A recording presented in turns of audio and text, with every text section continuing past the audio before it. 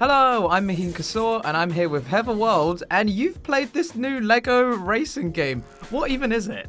So it's Lego 2K Drive, and it's from 2K, as you might imagine, who collaborated with Lego, and they're working on a bunch of different titles at the moment. But we got to check out Lego 2K Drive, which has only just been announced, and it's coming out pretty soon. And essentially, it's an open world driving adventure.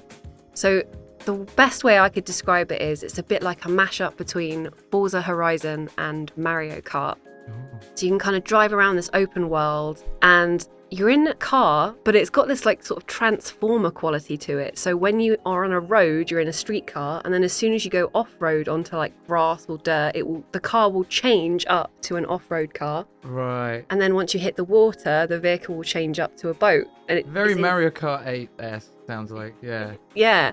It is a bit like that on the tracks, like the way it changes. The actual races are very Mario Kart-like because you drive into these floating question marks to give you items. Right, I've heard that before somewhere. Yeah. All of the cars have boosters, which once you use the meter up, if you smash into things and break up bricks, it will fill back up again and you can keep boostering. Oh, which kind is of like how you get bricks and points in like the Lego Star Wars and the Lego whatever kind of games. Like the kind points like that, I guess. Yeah, it's similar in the way that they're like trying to encourage you to smash up stuff. Which is really fun and satisfying. It makes that like break brick noise. Yeah, the classic Lego noise. Is there any customization to the cars and stuff like that?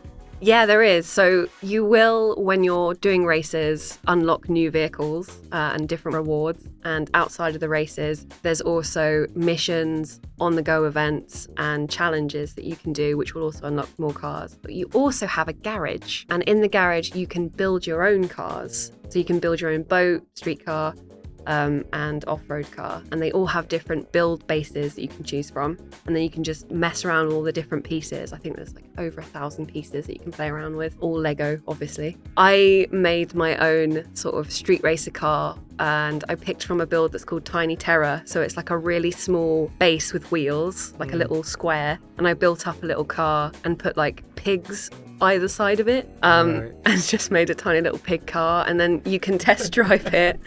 So that pig car will live on in my dreams. But once you make the car, you get to test drive it around a sort of lap and mess around with all of the features it can do. You can also tune it up a little bit, and so it's quite intuitive the way the pieces just sort of click together in the garage. Right, it sounds like everyone's car that's going to play this game is going to be a little different because it's all going to be customizable. Is that like the main selling point of this game, that it's Lego and it's customizable? I guess it's definitely a big part of it. I think because if you've ever wanted to make your own Lego car and drive it around, this is the perfect way to do that. And your own Lego boat, I guess, as well. But it's also, as an online game, I think they're really trying to sell it as a great way to, play with your pals. So you can, I think it's got up to 6 players online. Okay.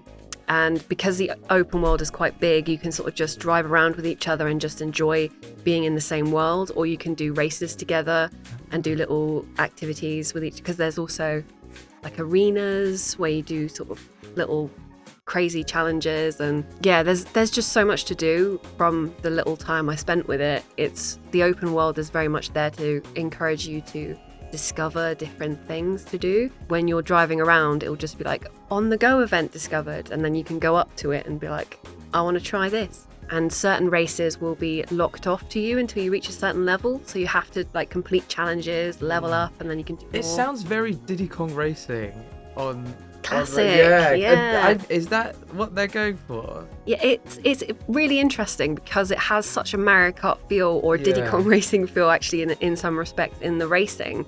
But they were really trying to position it as a driving adventure. So it's got races in it, but it's really at its heart a driving adventure. So while you can take part in races, they've got all of these different activities. They're really trying to push the experience of driving in a Lego car rather than just racing, just pure racing. Is there like a battle mode?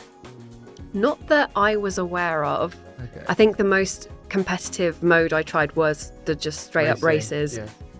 There are sort of like mission quests littered around as well. So a little like Lego person will be there being like, hey, can you help me herd my pigs? And then you'll go and collect pigs in your car and drop them off at a certain point. It sounds a little bit like Mario Kart DS. If there's like all these little missions that you do where you can like fight a boss or race a boss around a track, and they're OP and really fast or whatever. Okay, so that's the kind of feel that they're going for. Who are the characters in this? So they're I think they're new Lego characters. I think I might get called out by Lego diehards. The Lego stands. But the first character you meet in the Turbo Acres area, which is the first sort of hub area you'll go into. There are different biomes in the open world that you'll unlock and venture to. And the first one, Turbo Acres, is where you learn how to drift and do all the basics, like boosting. Okay. And you meet a fellow called Clutch Racington, and he will teach you the ropes a little bit. And you also have a trusty little robot called Stud, STUD, with like all caps, and he will give you. He's kind of there to just guide you throughout the experience. He'll pop up every now and then, being like, "Hey, you can now go here, or you can fast travel here." There is fast travel too. Oh, okay. We got to go to, after Turbo Acres, we got to go to a place called Big Butte County. Big Butte County. It's sort of a country western-esque kind of area, and it's got desert land and lots of cowboys and horses, and it's got that kind of vibe to it.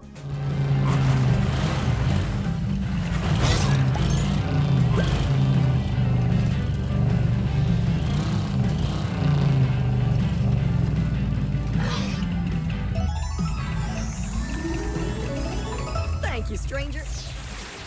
So if you load up the game in single player mode, what is the objective? Is there a story? Are you just kind of open world zooming about? I think it's to be like the best racer. I'm pretty sure there's like a proper name for it, but as you sort of go through all of the races and earn flags, so each time you win a race, you earn a flag. Once you have enough flags, you can unlock an arena. And so I think there's a progression system where you're trying to basically beat all of those races and all of those arenas in all of the areas. But yeah, I think it's really just to be the best racer in Bricklandia. Bricklandia. Right, so a lot of us would have Mario Kart 8 as the standard and are used to the physics, the drifting, and the handling and the feel and the gameplay of Mario Kart 8. Yeah. What does the handling of all the different karts and stuff and the physics and stuff feel different compared to the standard, which is Mario Kart 8? It's interesting. I think Lego 2K Drive, the races feel a bit more chaotic to me. Especially when I was playing multiplayer with some other people during the hands-on session. It feels very fast-paced. So you have all of these like Lego vehicles boosting away in front of you, left, right, and center. We're all fighting for first place, and then you'll have items thrown at you like a spider web. Obviously a Lego spider web, and you have to sort of mash a button to get it off you. Or they'll have sort of more cheesier items. One reminds me a bit of Bullet Bill, in that it will sort of jettison you forward like light speed and push you forward in the track. So sometimes I would go from 4th to 1st place using that item. And then missiles are the worst. Right. Are they like the red shell? Yes, they're like the red shell. So, but instead of just, getting shelled and you get twirled in the air or whatever and you stop for a bit, sometimes the missile, if you get hit enough by various items, will completely obliterate and break apart your vehicle. Oh, that's what I was going to ask. Yeah, so your vehicle starts deteriorating as you play. Yeah, so it's very much like the pieces start falling apart as it would as a Lego set would, theoretically. Yeah.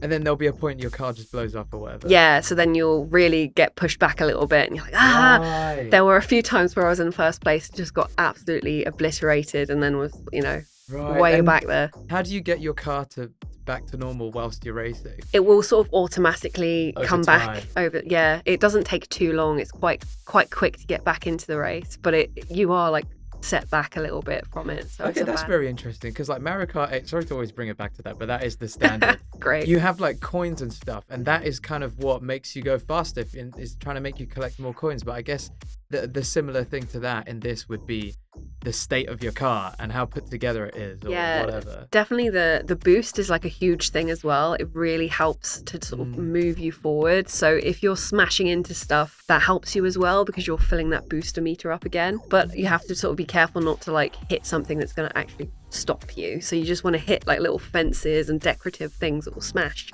so you can fill that meter back up.